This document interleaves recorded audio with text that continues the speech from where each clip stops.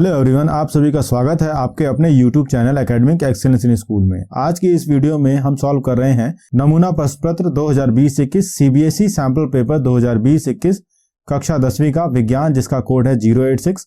अधिकतम अंक है 80 और समय दिया गया है 3 घंटे।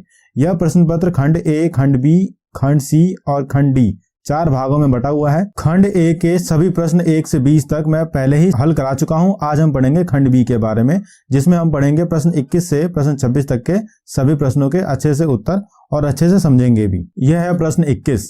पित्त यानी बाइल के रस में कोई पाचक एंजाइम नहीं होता। हाँ, बाइल के रस में कोई पाचक एंजाइम नहीं होता, लेकिन फिर भी यह पाचन की प्रक्रिया में एक महत्वपूर्ण भूमिका निभाता है। इसे हमें सत्यापित करना है कि यह किस तरीके से महत्वपूर्ण भूमिका निभाता है।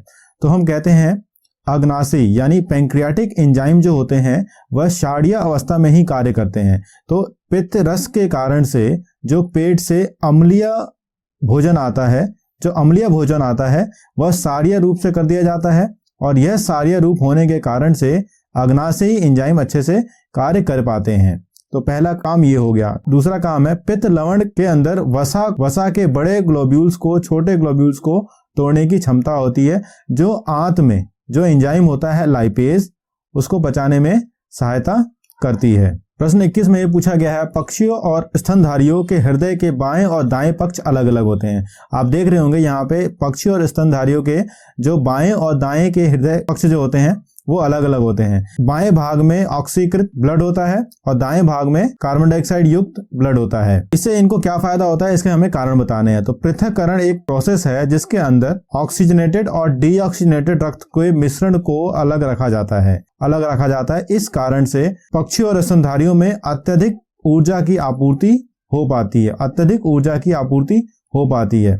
यह पृथक्करण जो है वो पक्षी और स्तनधारियों में इसलिए उपयोगी है क्योंकि इनको ऊर्जा की अधिक आवश्यकता होती है, और इस ऊर्जा के कारण से ये अपने शरीर का तापमान जो है वो बनाए रखते हैं। तो शरीर का तापमान बनाए रखने के लिए इनको ऊर्जा की आवश्यकता है, और ऊर्जा के लिए ऑक्सीजन की आवश्यकता है, और ऑक्सीजन इनको तभी पूर्ण रूप से मिलेगा जब पृथक्करण यानी बायां हृदय और दायां हृदय दोनों अलग अलग होगा, क्योंकि बाएं हृदय में हमारा ऑक्सीकृत खून होता है, दाएं हृदय में कार्बन डाइऑक्साइड युक्त खून होता है। चलिए प्रश्न 22 पढ़ते हैं। यहाँ प्रकाश संश्लेषण की विभिन्न प्रक्रिया के बारे में हमें बताना है, और यह भी बताना है कि यह प्रक्रिया क्या एक साथ होती है या एक साथ होना जरूरी है। तो हम पहले प्रकाश संश्लेषण के बारे में समझते हैं। यहाँ पे कार्बन डाइऑक्साइड का 6 अणु है, यहाँ पे पानी के 6 अणु है, ये सूर्य का प्रकाश और क्लोरोफिल। अब जब यह अभिक्रिया होती है ये 4 चीजों से, तो बनता है कार्बोहाइड्रेट और ऑक्सीजन।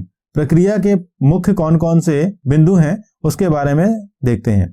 क्लोरोफिल द्वारा प्रकाश ऊर्जा का अवशोषण होता है। क्लोरोफिल ग्रीन पिगमेंट पत्तों में होती है, और उसके द्वारा प्रकाश ऊर्जा जो है वो खींच ली जाती है। प्रकाश ऊर्जा को रासायनिक ऊर्जा में परिवर्तित किया जाता है, और रासायनिक ऊर्जा हाइड्रोजन और ऑक्सीजन को अलग कर देती है पानी से।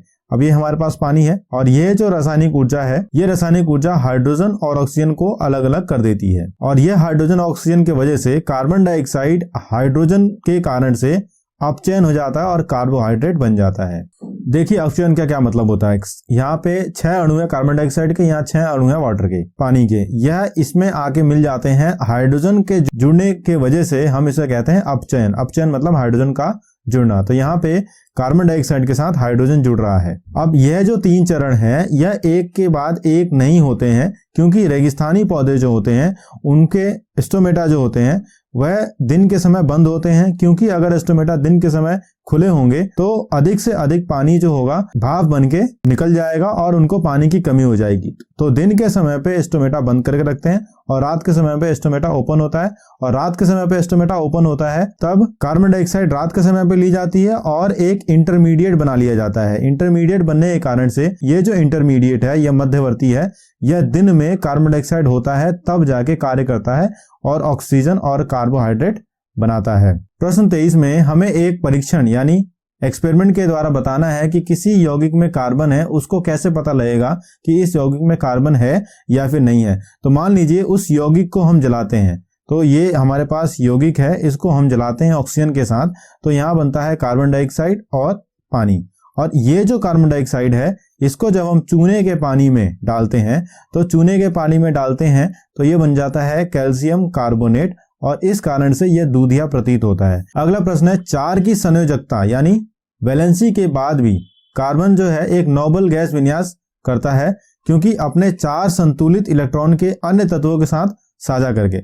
यह कार्बन है, यह कार्बन के 4 अलग तत्वों के साथ साझा करके अपना इलेक्ट्रॉनिक विन्यास कंप्लीट कर लेता है। 23वें का यह पार्ट है, यहाँ पूछा गया है कार्बन यौगिकों की संख्या उन सभी तत्वों से अधिक है जो अन्य सभी तत्वों के द्वारा एक साथ रखे गए हैं। कार्बन यौगिकों की संख्या जो होती है वो सभी तत्वों के यौगिकों से अधिक है, जबकि सभी तत्वों के आपस में अपने यौगिक हैं। यह इसके 2 कारण हमें बताने हैं। तो कार्बन कैटिनेशन की प्रॉपर्टी रखता है। कैटिनेशन मतलब कार्बन अपने जैसे कार्बन के साथ नया चैन बना सकता है, इसे हम कहते हैं कैटिनेशन।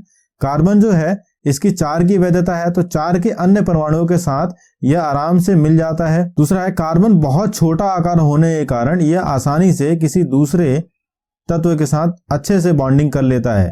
तो ये इस कारण के वजह से कार्बन के बहुत सारे यौगिक हमें देखने को मिलते हैं। 24वां और अत्यंत महत्वपूर्ण प्रश्न है, यहाँ पे PQRS 4 नमूने दिए गए हैं और ये हमारे पास सॉल्ट दिए गए हैं, नमक दिए गए हैं, magnesium sulphate, zinc nitrate, calcium sulphate और सोडियम सल्फेट। यह सवाल करने से पहले मैं आपको प्रतिक्रियाशीलता बता देता हूं। यहाँ पर सबसे अत्यधिक क्रियाशील है पोटेशियम, फिर sodium, calcium, magnesium, aluminium, zinc, iron, lead, hydrogen, copper, mercury, silver, gold. तो सबसे ज्यादा प्रगतिशील है पोटेशियम और सबसे कम है गोल्ड। अब हमें इस प्रश्न की तरफ देखना है कि 100 जो नमूना है वो कोई प्रतिक्रिया नहीं कर रहा है किसी भी सॉल्ट के साथ।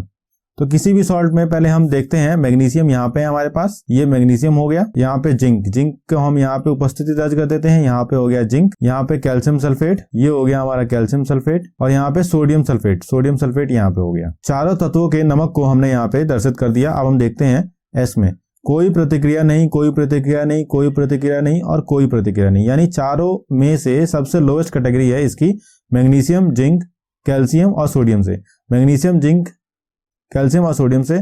तो यहाँ पे कोई प्रतिक्रिया नहीं, तो यहाँ पे लिख देते हैं एस की उपस्थिति। यहाँ पे एस मतलब जिंक से नीचे प्रेजेंट होगा। अब बात करते हैं आर की, कोई प्रतिक्रिया नहीं, कोई प्रतिक्रिया नहीं, कोई प्रतिक्रिया नहीं, यानी जिंक से ऊपर होगा, जिंक से ऊपर होगा। यहां से पता लग रहा है जिंक से ऊपर, यानी आर यहाँ पे होगा जिंक के ऊपर। अब बात करते हैं पी की, कोई प्रतिक्रिया नहीं, कोई प्रतिक्रिया नहीं। पी जो है कोई प्रतिक्रिया सोडियम और मैग्नीशियम से नीचे है, सोडियम और मैग्नीशियम से नीचे है, तो पी यहाँ पे होगा कहीं पे। अब आखिरी में रह गया क्यू, प्रतिक्रिया होती है, प्रतिक्रिया होती है, प्रतिक्रिया होती है, प्रतिक्रिया ही होती है, यानी इन सबसे प्रतिक्रिया हो रही है, यानी मैग्नीशियम, जिंक, कैल्शियम और सोडियम इन सबसे ऊपर होगा। मैग्नीशियम, जिंक, कैल्शियम और सोडियम, यानी क्यू यहाँ पे होगा। तो ये हमने बता दिया कि क्यू सबसे अधिक प्रतिक्रियाशील है और एस सबसे कम प्रतिक्रियाशील है। और यहाँ पे यही पूछा गया है कि दिए गए नमूनों में प्रतिक्रियाशीलता के बढ़ते क्रम को उपस्थित करें। तो यहाँ पे क्यू सबसे ज्यादा प्रगतिशील है और एस सबसे कम प्रतिक्रियाशील है। तो ये हमारा उत्तर हो गया। उसके बाद पूछा गया है जब कॉपर सल्फेट नमक के साथ क्यू की प्रतिक्रिया करी जाती है। तो यहाँ पे हमारा कॉपर सल्फेट और ये रहा क्यू। कॉपर सल्फेट से ज्यादा प्रतिक्रियाशील है क्यू, तो यहाँ पे हम लिखेंगे कॉपर सल्फेट क्यू। तो क्यू ज्यादा प्रतिक्रियाशील होने के कारण से कॉपर को रिप्लेस कर देगा और यहाँ बनानेगा Cu+QSO4। ये हमारा उत्तर हो जाएगा। ध्यान रखिएगा यह प्रश्न बहुत अच्छा था, लेकिन मैंने यहाँ पे छांटा पहले कि कोई प्रतिक्रिया नहीं, कोई प्रतिक्रिया नहीं, कोई प्रतिक्रिया नहीं, कोई प्रतिक्रिया नहीं, ऐसे करके मैं एक एक करके कम गया। यहाँ पे 3 कोई प्रतिक्रिया वाले हैं, यहाँ पे 3 है, यहाँ पे 4 है, यहाँ पे कोई नहीं है और यहाँ पे 2 है। तो मैंने ऐसे ऐसे करके छांटा और छांटने के बाद इस प्रश्न को हल किया। थोड़ा सा ट्रिक लगाना पड़ेगा इस सवाल को करने के लिए। एक छात्र जो है वह एक उपरोक्त घटना को बता रहा है कि जब उसने सफेद प्रकाश को प्रिज्म के अंदर से गुजारा तो यहाँ पे लाल और वायलेट कलर के अंदर बहुत सारे कलर दिख रहे थे, जो है VIBGYOR, ये विबग्योर। तो R और V उसे दिख रहा है। यहाँ प्रश्न पूछा गया है यह घटना क्या कहलाती है। दूसरे में यह पूछा गया है कि वायलेट लाइट के लाल रंग के अधिक झुकने का क्या कारण है, यानी वायलेट लाइट जो है वो ज्यादा झुक रही है लाल रंग के हिसाब से। तो हम लिखेंगे घटना को फैलाव कहा जाता है, क्योंकि व्हाइट लाइट जो है वह अपने विभिन्न हिस्सों में टूट रही है, जिसमें सबसे ऊपर लाल है और सबसे नीचे वायलेट है। यह ऐसा इसलिए होता है क्योंकि प्रिज्म के अंदर वायलेट लाइट की गति सबसे धीमी है और लाल रंग की गति सबसे अधिक है, इसलिए वायलेट लाइन का विचलन यानी वायलेट लाइन का जो ठहराव है वो अधिक होता है और लाल रंग का कम। अगला प्रश्न है एक छात्र के पास 2 प्रतिरोधक हैं, 2 ओम और 3 ओम। ये 2 प्रतिरोधक हैं और यह R2 के स्थान पर लगाना चाहता है। ये R2 के स्थान पे लगाना चाहता है। पूरे सर्किट का जो विद्युत है वह 9 एम्पियर है और वोल्टेज इतना है। तो हमारे पास विद्युत 9 एम्पियर है, वोल्टेज 12 वोल्ट है। हमें पूछा गया है कि R2 की जगह कौन सा लगेगा, 2 ओम लगेगा या 3 ओम लगेगा। तो हम करेंगे, इसलिए ओम के नियम के हिसाब से V / IR हमें ऑलरेडी पता है। पूरे सर्किट को हम देखें तो वोल्टेज हमारा है V यानी 12 और करंट है हमारा 9 एम्पियर। तो V/R यहाँ पे लिखा गया आएगा, तो ये आ जाएगा ओम 4/3 ओम। तो 4/3 ओम इस टोटल का हो जाएगा। R आ जाएगा हमारे पास 4/3 ओम टोटल। और अगर हम सॉल्व करेंगे 1/R = 1/R1 + 1/R2। 1/R जो हो जाएगा ये हो जाएगा 3/4 = 1/R1 यानी 4 और 1/R2। अब इसको जब आगे सॉल्व करते हैं तो ये हो जाएगा 3/4 - 1/4 = 1/R2। ये हो जाएगा हमारे पास 2/4। 3 में से बन गया 2, 2/4 = 1/R2। सो R2 की वैल्यू क्या हो जाएगी, यहाँ पे हो जाएगी 4/2।